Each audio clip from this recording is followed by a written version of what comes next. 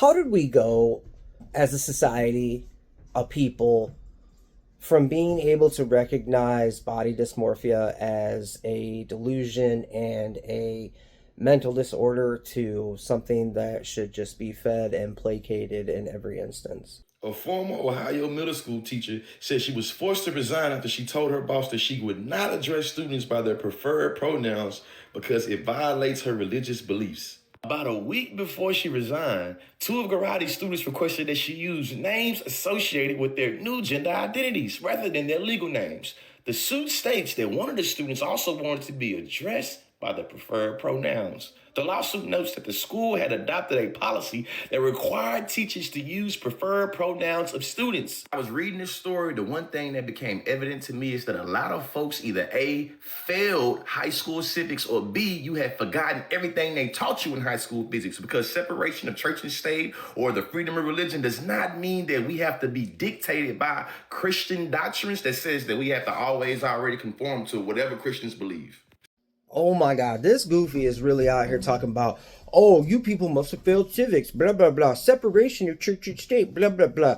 Oh, she can't enforce her religious ideals. They don't dictate how the state or state agencies operate, blah, blah, blah. Well, she's not trying to enforce, or she wasn't at least, trying to enforce her religious beliefs and practices onto the school. She was saying that herself individually would not violate her religious practices for the school, which is actually the purpose of the First Amendment, that the state cannot force an individual to abdicate or renounce their religion or to do things in opposition of their religion. Here's a prime example. In the event of a draft, well, if it should violate your religious beliefs to kill another individual or something like that, you can register as a conscientious objector. That's why the Amish don't have to go off to war, or if they do go off to war, they're cooks and medics and things like that. They're not put into combat roles.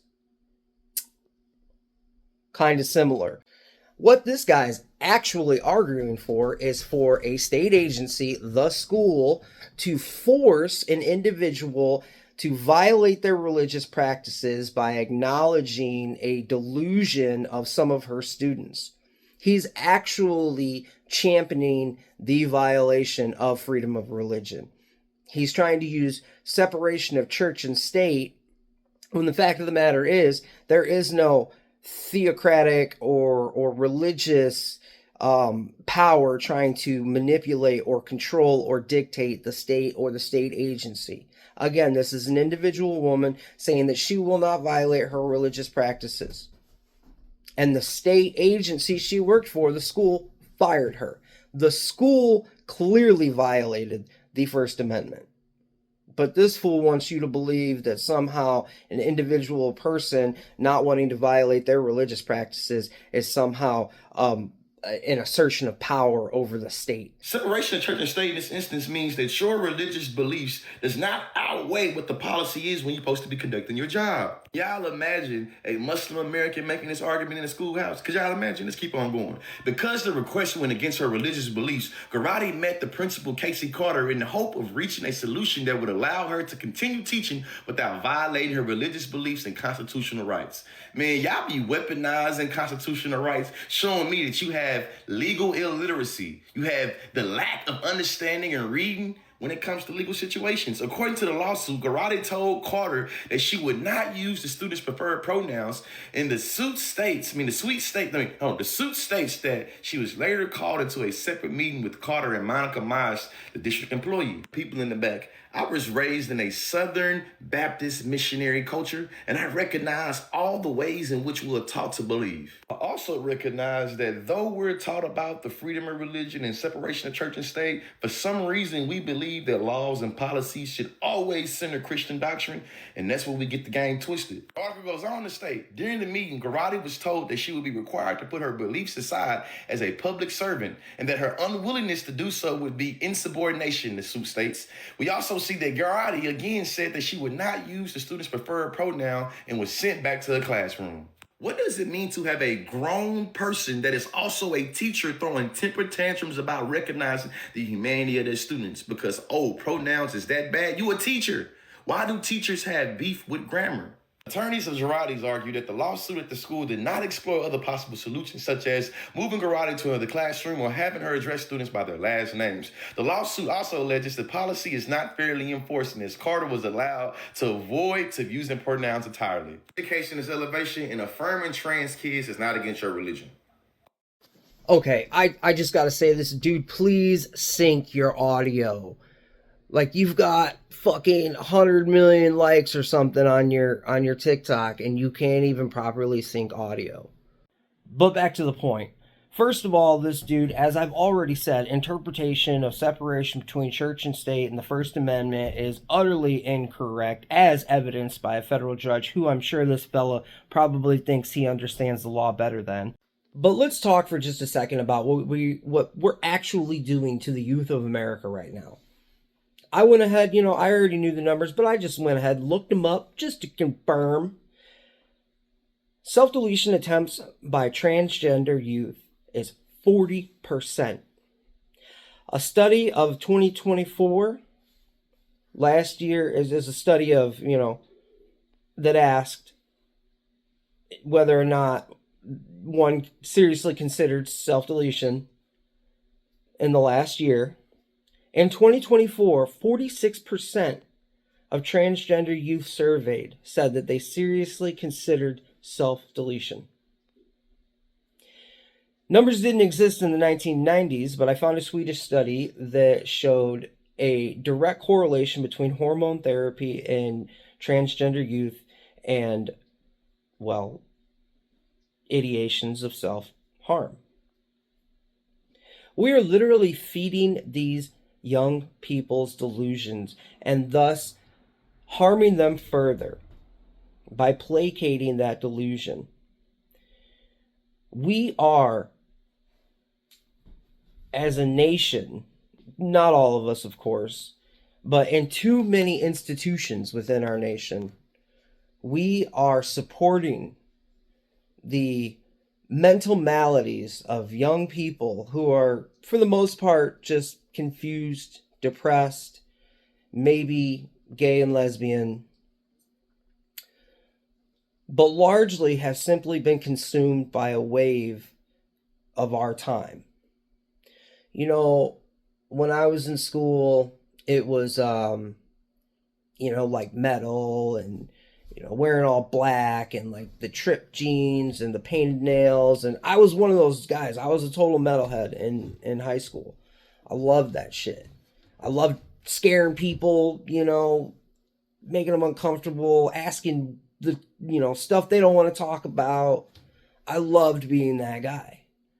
And you found plenty of the depressed kids and stuff like that attracted to that out culture or counter culture. There were plenty of them that did self-harm, whether it be consciously, intentionally through acts of self-harm or just through the self-destruction of like consumption and just partying or whatever it may be. The thing is, though, that's something that you can grow out of. This new countercultural wave of our time present in the youth and being propagated and microphone blasted to them by adults, this wave causes permanent harm. This wave pushes kids to do things to their bodies that are irreversible. And is there really any wonder that we have such a higher rate of self-harm within that community? You tell a kid that you can't get a piercing, which isn't even permanent, or a tattoo, which is but can be covered up, lasered off, whatever. We can recognize that children don't have the ability to consent to that because they don't yet have the ability to appreciate what that may be later in life. Things we can actually change. We recognize children are not mature enough to make decisions about. But then we're going to say that not only do they have the maturity, the foresight to make decisions, permanent decisions that will alter their body for the rest of their life, somehow they have the ability to consent and appreciate the gravity of that. And on top of that, 10 years ago, we recognized this as body dysmorphia. As a mental malady, a mental health issue that needed to be addressed. Now, these fools just say it's just identity. It's not delusion. You creating this world in your head where you're a boy when you're actually a girl, or a girl when you're actually a boy. No, that's your lived experience. That's your reality. And that's what matters. And then when the rest of the world does not bow to their delusion, what do? They fall further into depression, self-harm. These people want to sit here and be like, oh, we're saving people. No, you're actually pushing more and more people, young people, into permanent decisions that only fuel their depression, only fuel their isolation, only push them closer to that edge of self-harm. I pity the young people that are growing up now looking for an outlet and being consumed by this left-wing neo-Marxist ideology. It's indoctrination. For as much as they talk about the indoctrination of youth by religious organizations, they're doing the same thing, indoctrinating people into an ideology. Only this ideology is something that you cannot change 10 years down the road when you are older and wiser and realize that you have made a mistake. And then people can't live with that anymore. But they don't want to talk about that. They want to bury those statistics, ignore them, so that they can push their political agenda, their cultural agenda.